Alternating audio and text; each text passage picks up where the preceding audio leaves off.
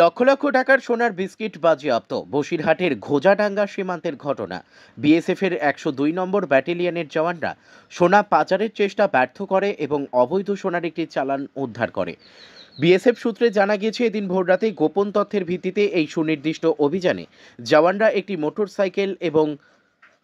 Motorcycle সহ একজন চোরা চালানকারীকে আটক করে, যার কাছ থেকে ৩টি সোনার বিস্কিট উদ্ধার করা হয়। উদ্ধারকৃত সোনার মোট ওজন ৪৬৬.২৯০ গ্রাম, যার আনুমানিক বাজার মূল্য প্রায় ৪৬,৯৪,৭৯৪ টাকা।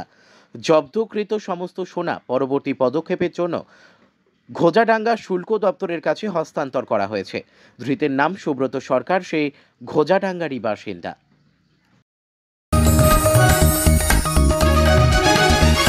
आप देख रहे हैं न्यूज़ UNI।